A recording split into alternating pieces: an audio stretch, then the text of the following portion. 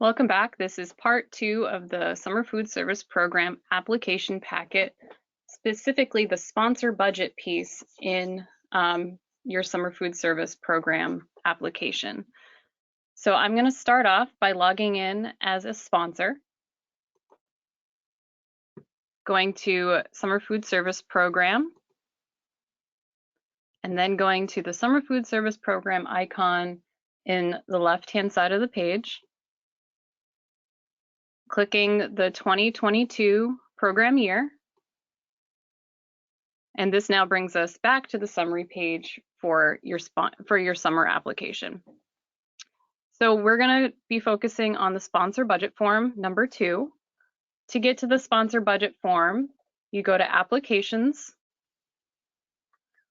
and then find the plus sign on the right-hand side of the page across from Sponsor Budget. So here's our sponsor budget form. What's unique about this year is that because it's CNP Web's first year running the Summer Food Service Program for Maine, this section here typically would show historical data of what you earned for reimbursement in the Summer Food Service Program in the previous year. And the reason this populates here is it's supposed to give you kind of an idea of what you should expect to earn in the Summer Food Service Program to help you build your budget. Keep in mind your budget is supposed to be built for the entire program season, so however long you're running the Summer Food Service Program this year.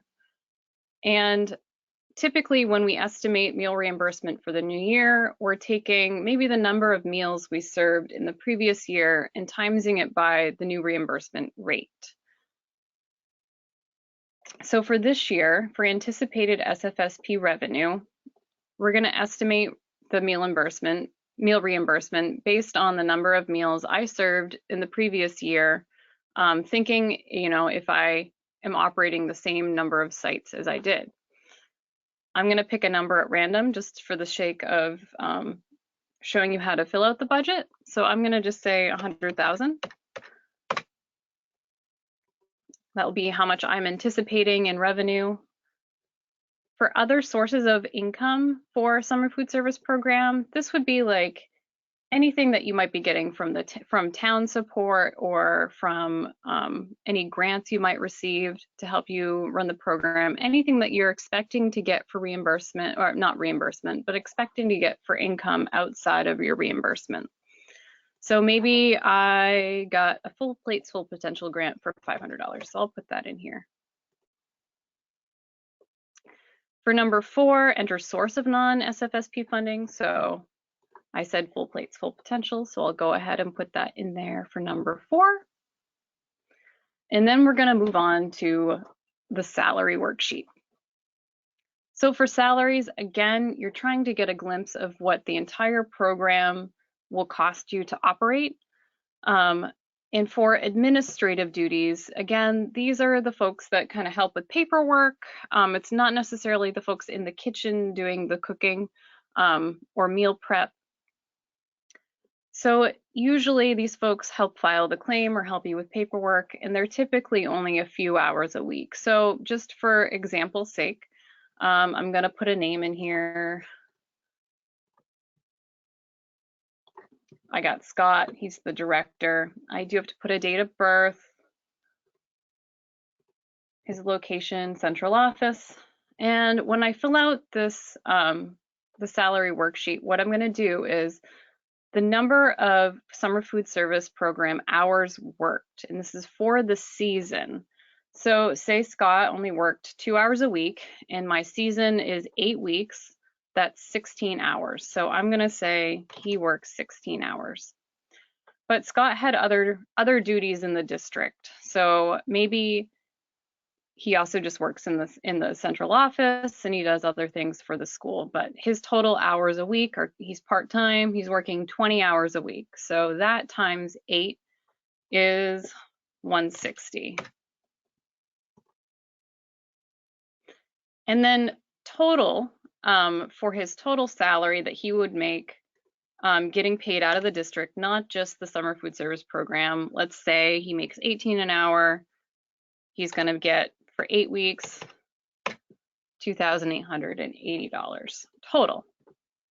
Now, what's neat about this particular workbook is that if you go over here to the green calc button and hit it,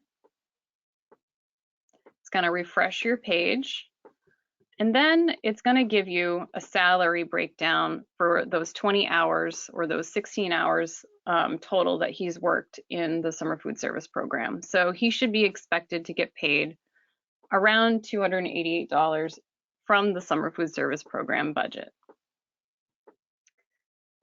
The other part of this administrative duties worksheet is that you're going to tell me what type of job he is doing just for the summer program. So I'm going to click anything that's applicable. If nothing here is referenced, you can go ahead and click other and write it in. And if you have more than one person working in the administrative office, you can add another table by clicking adding lines, and this will give you another workbook for admin duties. Okay, moving on. Next we have operational. So you might have multiple staff that are in operational. It's the same kind of deal. You're going to go ahead and add a name, a duty, their date of birth, and their location. And let's say they work all their time in the summer food service program. So maybe she does 160 hours for the season, and she does 160 hours total because she's not working anywhere else but for the summer food service program. She's going to make the same amount as Scott above. Go ahead and click what the duties are for this person and hit calc. Again, it refreshes and brings it down, and now you know how much in the summer food service program salary this person is going to make. So to add your multiple people, you can go ahead and click these add lines and add all of your staff. And then when you're finished with that, the next section is you're going to fill out your food service budget lines. So for food purchases, how much do you anticipate to spend in the program this year? So I'm going to go ahead and just type in 10,000 maybe. And as you can see here, you have SFSP funds and non-SFSP funds. So these should match what you have listed above. You shouldn't go over. This is what you're going to get for reimbursement for the program, or this is what you're going to pay for with your reimbursement for the meals. And then any non-SFSP funds, like your grants, you would pay for these items with those funds. So if I was going to pay for some non-food supplies with my Full Plates Full Potential grant that I put in, I would put it here. So let's say I spent 500 of their grant on non-food. But it's going to cost me more than that, so I'm going to go ahead and put 2,000 here under the SFSP funds. Your operational salaries, when you hit that calculation button on the left-hand side, it will populate all of your operational salaries above into this line, so you don't have to enter it twice. And then down here for administrative costs, again, anything that you're going to pay for administrative-wise with your SFSP funds, you'd put here. So if I've got any printing costs or mailing costs, I can put it here.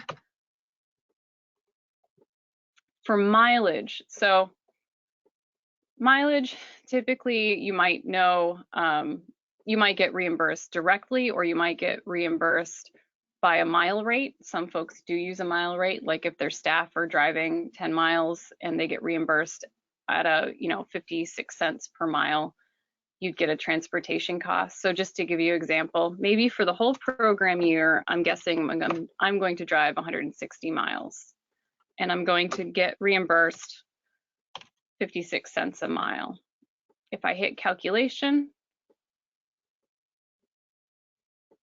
it's going to do the math for me at $89. So I'm gonna go ahead and put 89 up here. You don't have to do number 13 to help you with number 12 if you just know the answer to number 12, but if you do number 13, it does have to match. So make sure you're doing just number 12 or 12 and 13, where 12 and 13 match. And then again, for your administrative salaries, it has auto-filled from what we entered above.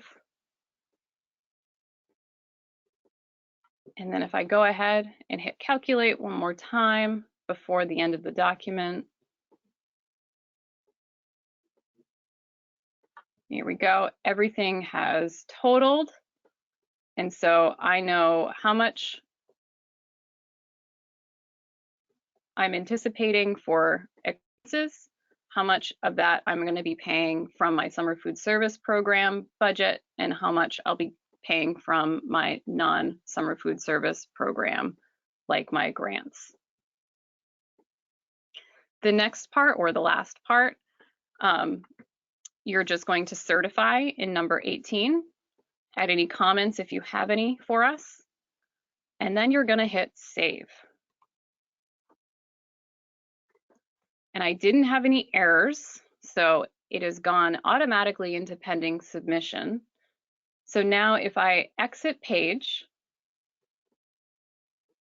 it's going to bring me back to my sponsor summary. When it says pending submission, it has not gone to the state agency to approve yet. That's the last piece, and you can only submit to the state agency after you've completed your site info sheets. And that's what we're going to do next in the next webinar.